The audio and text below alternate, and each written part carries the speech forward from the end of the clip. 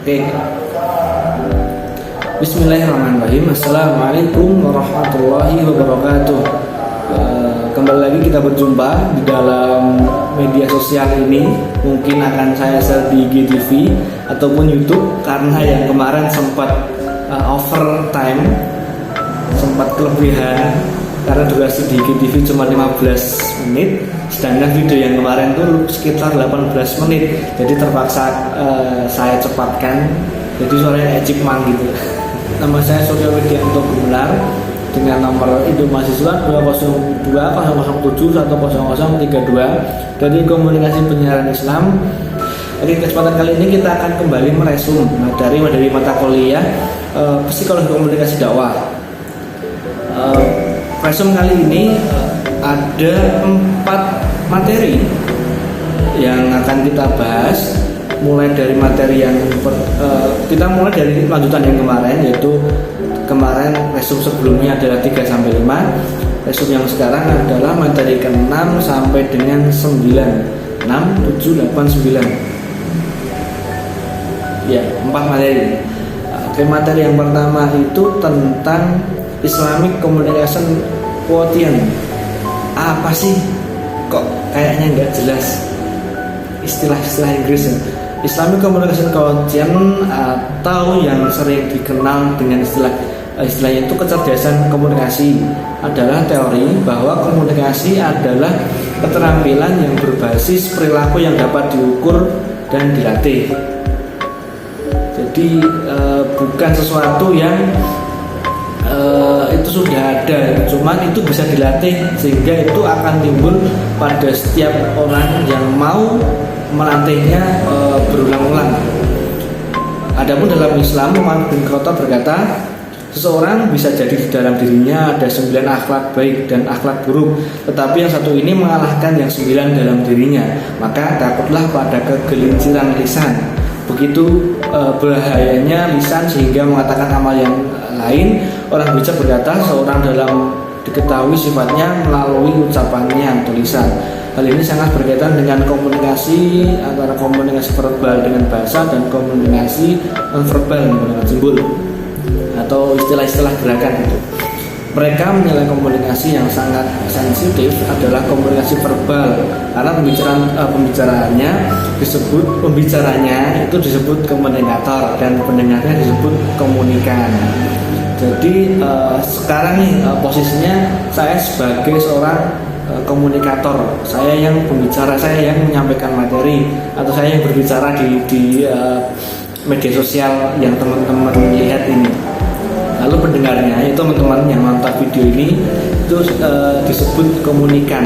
Itu ada 4 prinsip nih yang ditulis dari pas pertemuan yang lalu, yaitu prinsip Paulan Balighon, keren jenenge, yaitu kata-kata efektif.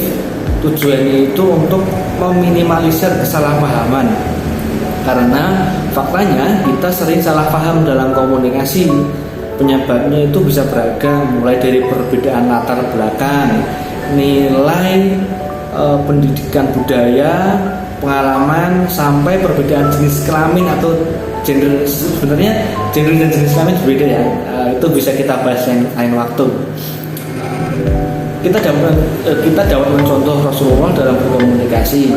Aisyah pernah mengatakan bahwa sesungguhnya Rasulullah SAW tidak pernah melontarkan perkataan sebagaimana yang kalian lakukan. Rasulullah selalu berbicara dengan sangat hati-hati agar pendengarnya mempunyai kesempatan dalam memahami keseluruhan topik pembicaraan.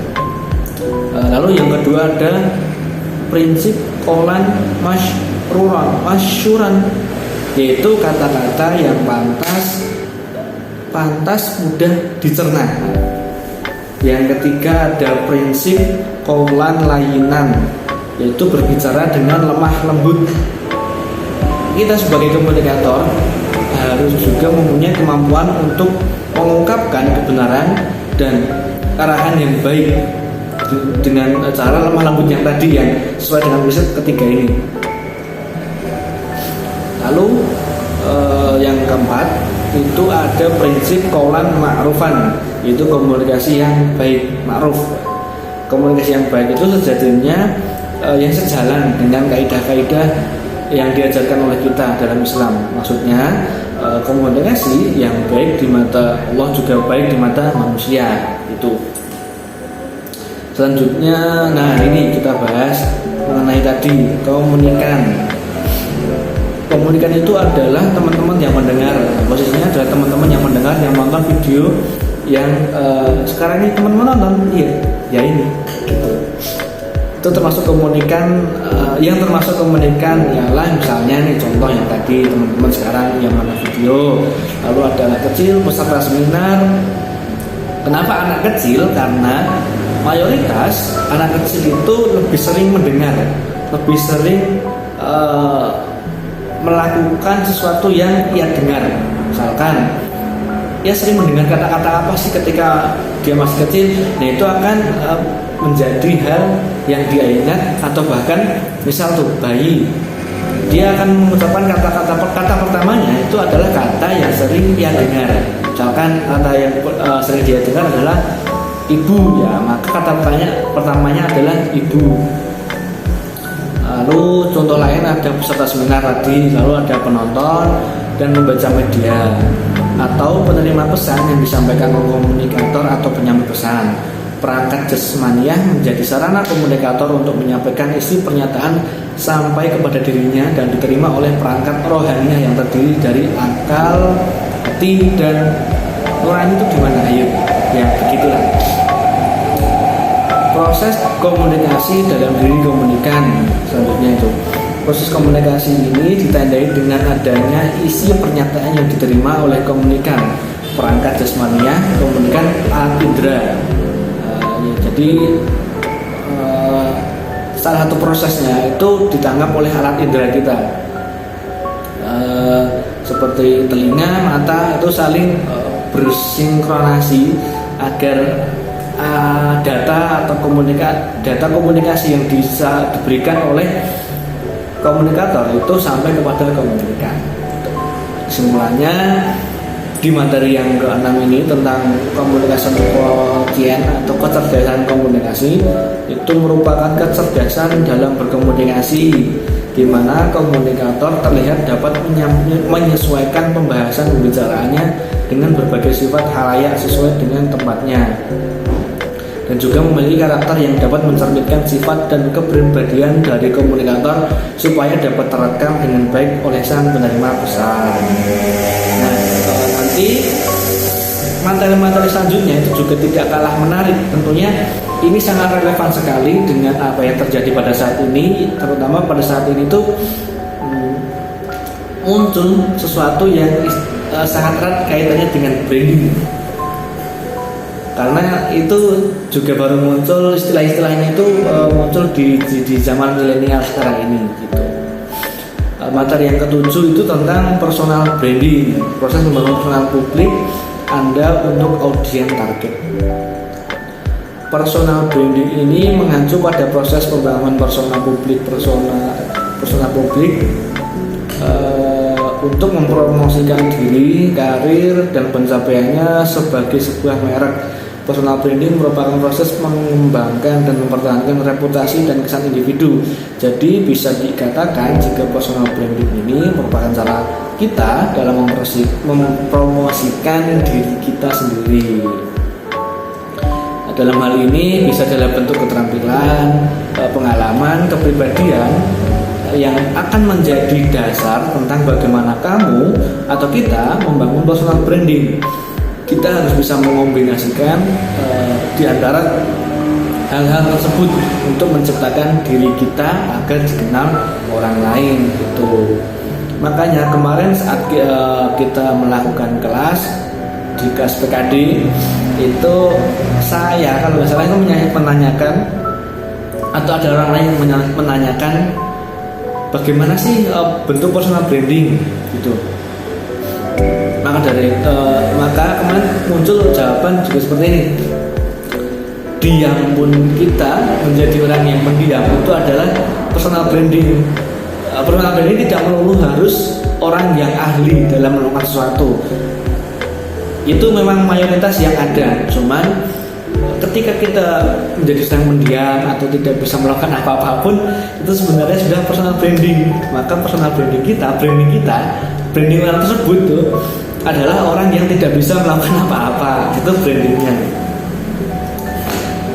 Nah, ada beberapa hal yang perlu kita lakukan untuk menciptakan personal branding.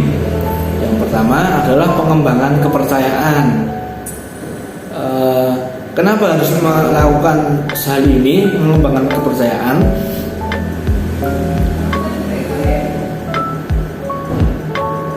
Nah, ini poinnya.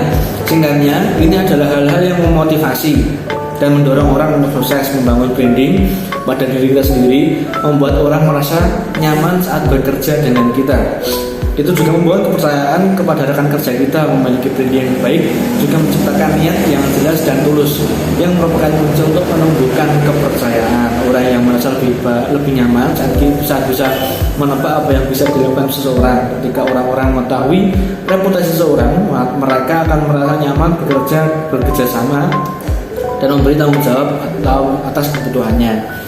Jadi ketika kita mempunyai reputasi yang baik, mempunyai track record yang baik, maka misalkan nih studi kasusnya adalah ketika berbisnis, klien akan lebih percaya, lebih yakin memilih misalkan katakanlah vendor kita, ketika vendor kita itu mempunyai reputasi yang baik, track recordnya yang baik, portofolio yang baik, dengan tujuan untuk mengembangkan kepercayaan klien ini.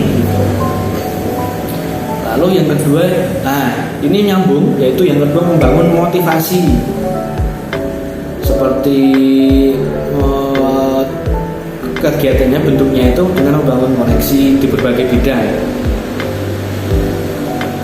Lalu yang ketiga itu membangun kredibilitas. Yang keempat, keuntungan dalam keyakinan. Dan yang kelima, memiliki authenticity. Personal brand berasal dari hasil keterampilan, tujuan, dan nilai. Itu adalah hasil dari perburuan seseorang akan pemenuhan dan makna. Personal branding membantu seseorang tumbuh dari sesuatu yang dia percayai. Membangun branding diri adalah orang itu sendiri dan bukan orang lain. Personal branding tidak mengizinkan individu untuk membuat suara yang dibuat-buat atau persona yang palsu yang sebenarnya bukan mereka. Kesimpulannya, saat ekosistem digital berubah dan karir Anda berkembang, begitu pula dengan personal branding Anda. Sesuaikan personal Anda saat bertemu orang yang berbeda. Temukan peluang, jaringan baru, dan pengembangan karir Anda. Selama itu mencerminkan kehidupan profesional Anda, jangan ragu untuk membuat branding yang memungkinkan Anda untuk bersinar, shining. Nah, selanjutnya ini masih nyambung juga nih. Tadi selesai untuk materi ke-7. Kita lanjutkan materi ke-8 tentang brand awareness dan brand association dalam dunia dakwah. Kita sudah mempelajari tentang personal branding secara umum.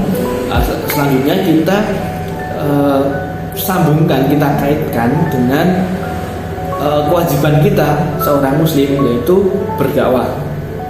Nah, perlu kita ketahui terlebih dahulu tentang pengertian brand awareness. Apa itu brand awareness? Brand awareness sendiri adalah kemampuan konsumen untuk langsung mengenali dan mengingat suatu merek hanya dengan melihat sesuatu, baik warna, logo, image, dan sebagainya yang menggambarkan identitas suatu brand.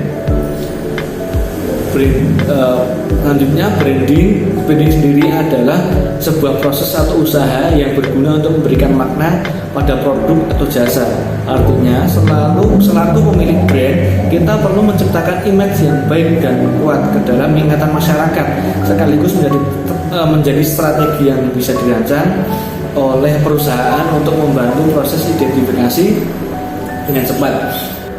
Selanjutnya ada brand association.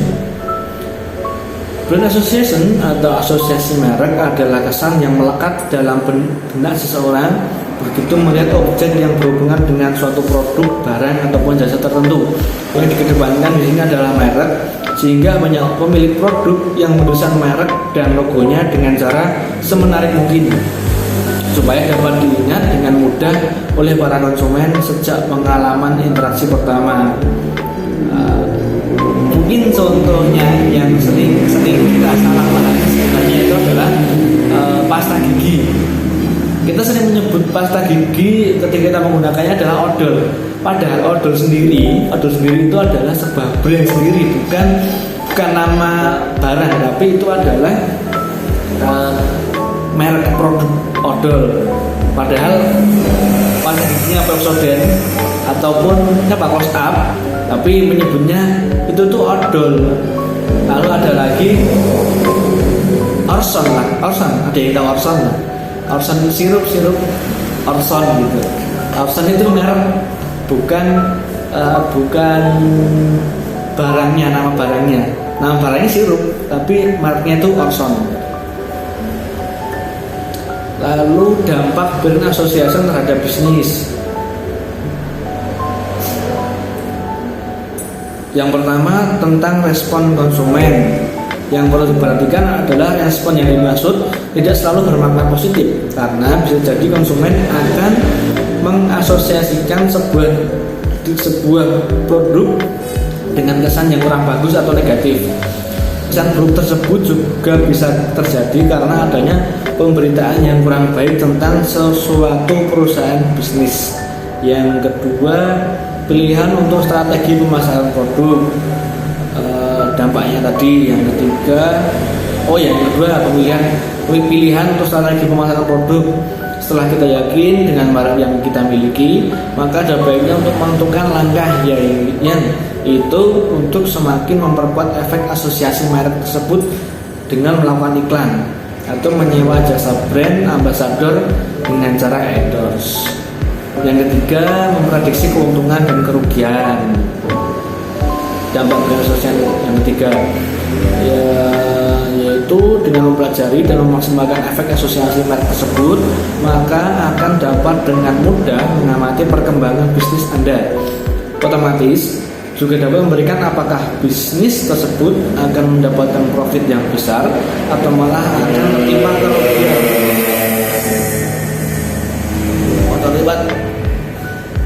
Lalu hubungan psikologi konsumen dengan merek. Nah ini cukup harus kita pelajari ketika kita mau membuat produk. Merek berperan sebagai mitra dalam suatu hubungan dan erat kaitannya dengan diri pribadi masing-masing konsumen. Mereka menjadi bentuk komitmen perusahaan kepada konsumen dengan tujuan untuk menjamin konsistensi produk yang disampaikan melalui memiliki nilai sesuai dengan yang diharapkan dan dibutuhkan konsumen. Hubungan ini dibentuk oleh aspek-aspek objektif yang dapat mempengaruhi perilaku konsumen, yaitu seperti aspek kognitif, afektif, dan behavior. Aspek tersebut memiliki maksud bahwa perilaku konsumen akan dipengaruhi aspek kognitif dan afektif tertentu. Tujuan dari brand awareness sendiri yaitu untuk meningkatkan loyalitas konsumen melalui banyak cara, seperti ketika kita membeli air mineral. Nah ini juga nih, ini contoh yang agak sering kita temui. Ketika kita beli air minum, kita belinya aqua, kita minta apa, tapi kadang sering salah persepsi bahwa semua air minum mineral yang di dalam botol itu aqua, padahal ada banyak merek seperti mineral. Terus ada apa itu yang tutupnya orange itu ada, saya lupa. Kalau ada Ades, cuman yang sudah sangat terkenal atau sudah istilahnya sudah mengakar itu adalah aqua. Contohnya tadi membeli air mineral, tentu kita teringat pada suatu merek air mineral yang paling sudah tertanam kuat dalam ingatan kita, yaitu aqua. Padahal produk yang kita beli adalah air mineral ataupun fit dan lainnya. Nah yang selanjutnya, tujuan dari brand association. Sebuah brand atau merek adalah seperangkat asosiasi. Biasanya terangkat dalam bentuk yang bermakna. Asosiasi dan pencitraan keduanya memiliki berbagai persepsi yang dapat mencerminkan realita objektif. Suatu merek yang telah mapan akan mempunyai posisi yang menonjol dalam suatu kompetensi karena didukung oleh berbagai asosiasi yang kuat. Materi yang terakhir, yang ke-9, ini cukup banyak, jadi jangan bosan-bosan untuk menonton. kita usahakan yang sangat padat untuk disampaikan. Tentang materi yang ke-9 adalah karakteristik persifat.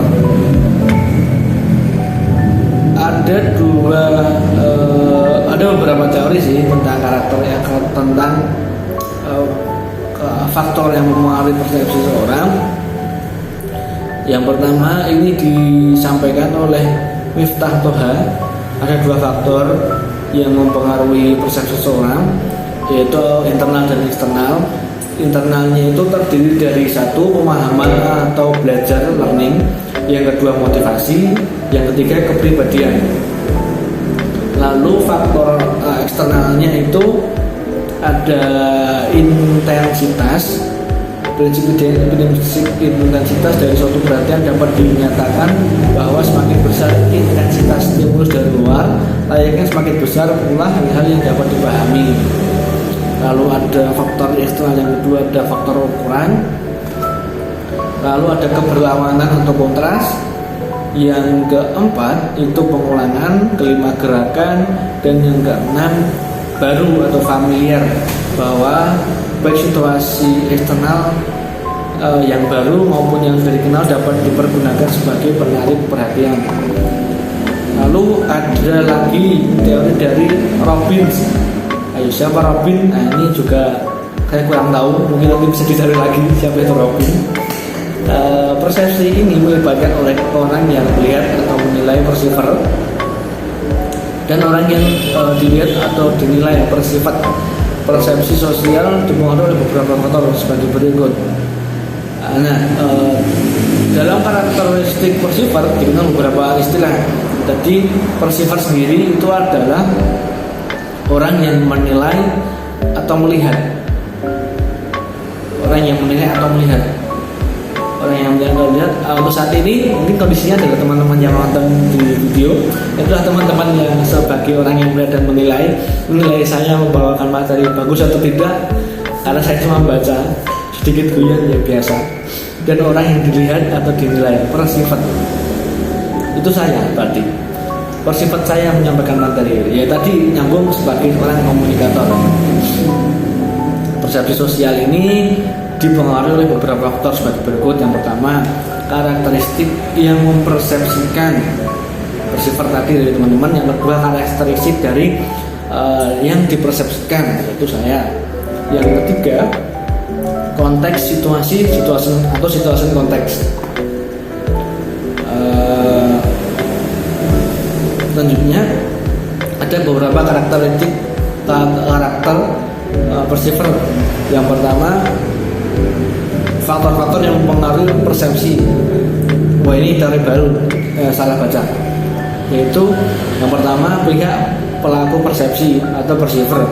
Yang kedua, objek atau target yang dipersepsikan persifat terdiri dari latar belakang, kedekatan, bunyi dan ukuran. Yang ketiga, konteks dalam persepsi yang dilakukan atau situasi konteks.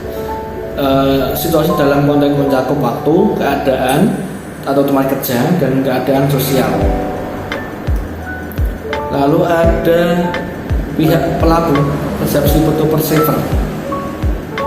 Seorang individu memandang pada suatu target dan mencoba menafsirkan apa yang dilihatnya.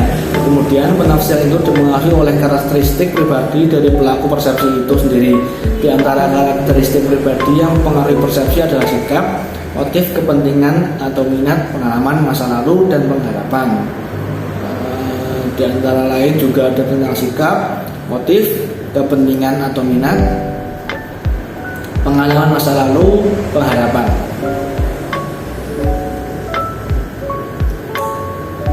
Beberapa hal yang perlu dicatat adalah tidak dapat dipungkiri kita sebagai manusia itu adalah seorang persifat. Kita juga menerima data, kita juga orang yang melihat dan menilai.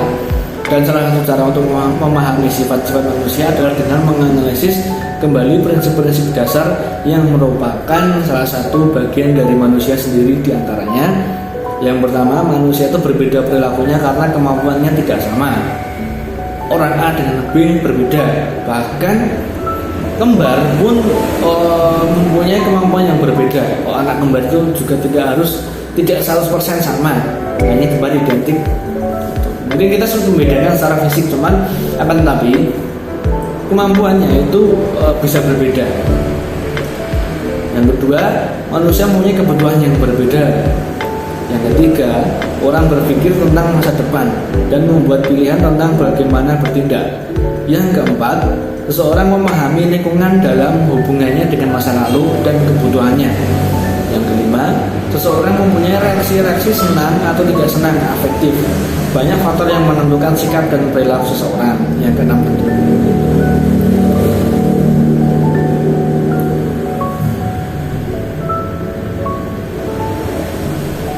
ada beberapa kesimpulan yang bisa kita dapatkan dari penelitian mengenai karakteristik persiper orang Jawa. Yang pertama, adanya pengetahuan terhadap diri sendiri mempermudah melihat orang lain secara tepat. Kedua, karakteristik yang dimiliki seseorang mempengaruhi karakteristik bagaimana dia melihat orang lain. Yang ketiga, orang yang mampu menerima dirinya sendiri sepertinya lebih bisa untuk melihat aspek-aspek yang menyenangkan dari orang lain. Jika persifar menerima dirinya apa adanya, dia akan melebarkan range pandangannya terhadap orang lain. Dia dapat melihat mereka dan nampaknya tidak akan terlalu negatif dan kritis. Yang keempat, ketepatan dalam mempersepsikan orang lain bukanlah keahlian tunggal. Ada banyak variasi penemuan kesan ada banyak variasi penemuan atau kesan. Bersifat cenderung untuk menginterpretasikan perasaan orang lain tentang dirinya dalam konteks perasaannya terhadap mereka.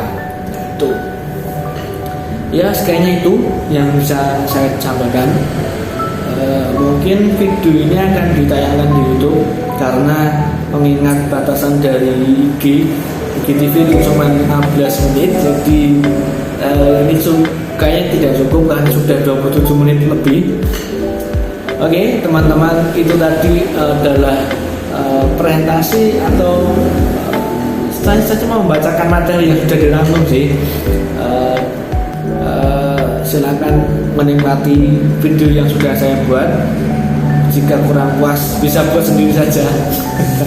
Canda loh. Ya, begitulah. Kurang lebihnya saya mohon maaf. Terima kasih yang sudah menonton. Semangat mengerjakan tugas yang lainnya. Terima kasih. Wassalamualaikum warahmatullahi wabarakatuh.